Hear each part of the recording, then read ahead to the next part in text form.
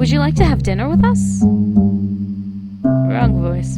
My sudden question stunned them speechless, and right on cue I could hear Felicia's familiar footsteps coming from behind me. You just invited bandits to join us for dinner again, huh? Her casual question with that straight face is so unbefitting it dragged out a singular chuckle from my throat. Well, in my defense, it's not my fault they seemed pitiful. Furthermore, I can't just hurt random Bavarians. I'm a guest stepping on their land, after all. They seemed to be shocked seeing Felicia approach me, though, and they craned their necks to see something beyond her in the forest where she came from. Oh, if you're looking for your friend, I knocked him out.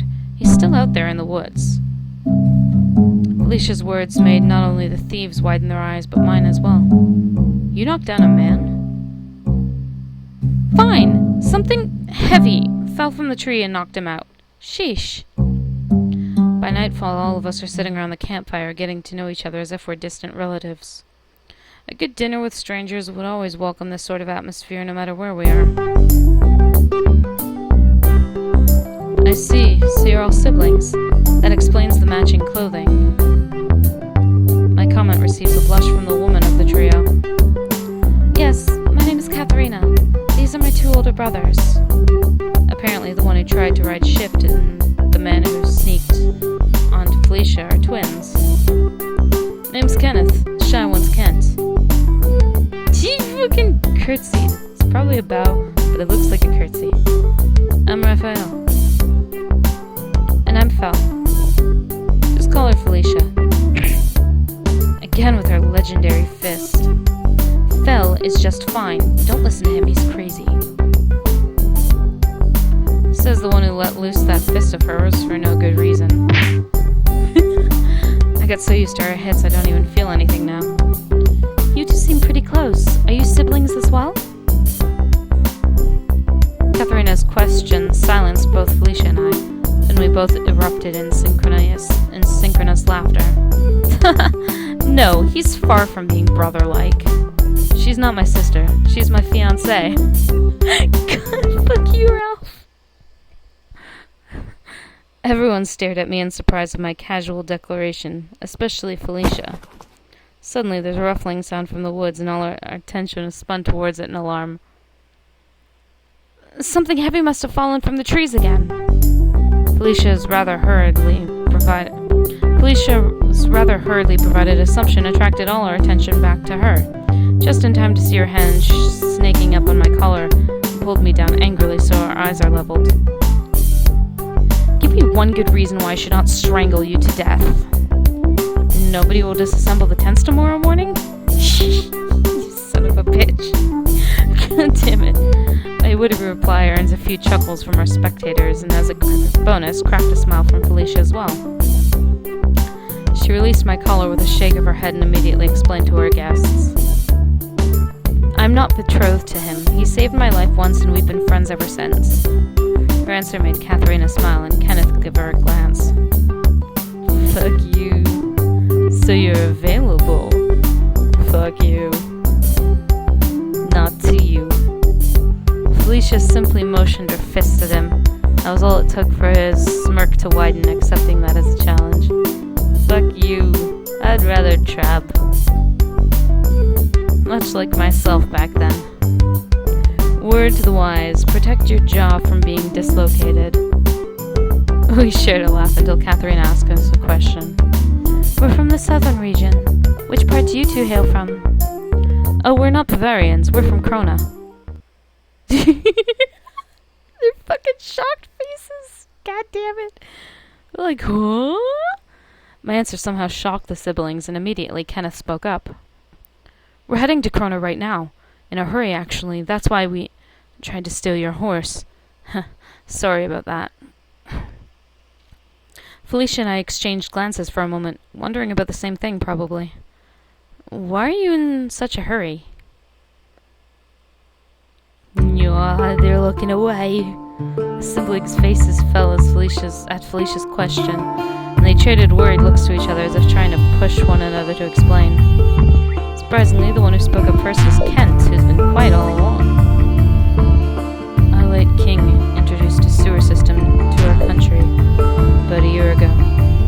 He He built waste pipes underground to carry away sewage, leading it to the sea. Oh no. By that tone of hers, Felicia sounded like she had already figured out the situation. I still don't see the connection as to why that would drive people away. But that's good, right? Well, yes, at first, but... Kent paused and my eyes are drilling a hole into his body to encourage him to continue. Then his sister took over. We were polluting the sea, and now the water people are angry. Very angry. Water people? I briefly glanced at Felicia, trying to see if she has any idea on what they meant by water people. She quietly signaled that she'll explain what she knows later. 2 nights ago, when everyone was sleeping, they sneaked up on the land to visit to the village nearest to the river and burned our houses. What? Jev's intuition was correct. What measures did the princess take upon hearing this? Nothing. They have no proof that the water people did it. But how are you so sure they did it in the first place? Kent saw them. Both Felicia and I turned to Kent in surprise. The man looked so shaken up it's clear to see that he's deeply disturbed by what happened. His eyes looked like they had seen war, an ugly war. Katharina moved closer to her brother and held tightly onto his arm in an attempt to comfort him. Kenneth explained the situation further to us. You see, Kent here is a fisherman. He's been in and out of the sea as if it's his second home. The water people recognize him most out of all of us, so they approached Kent and warned him. Kenneth stopped there, glancing at his twin in concern. Then very slowly he continued in a low voice, so that only Felicia and I could hear him. They told him to flee, if he wants to live. They said that soon Bavaria will fall, and once it does, no human on this land will be alive. This is utterly mind-blowing. Jev was spot on right. What's worse is that the princess has no idea of the doom that will befall her land. We tried to tell the rest of the villagers, but they believed in the royal army's assumption that it's a thief raid. Since no one believed us, we just fled to save ourselves. Suddenly, the firm, strong glint in Kenneth's eyes began to vanish. Am I guilty for abandoning all those people? All I could do was just grab Kent and Katharina and run as fast as I could. Once Bavaria falls, is it all my fault? Because I failed to notify them? His voice cracked and he immediately faced down to the ground to try and keep himself in check. My attention was quickly drawn towards Felicia. Humans at their weakest is the sight that she most despises. I need to take a walk.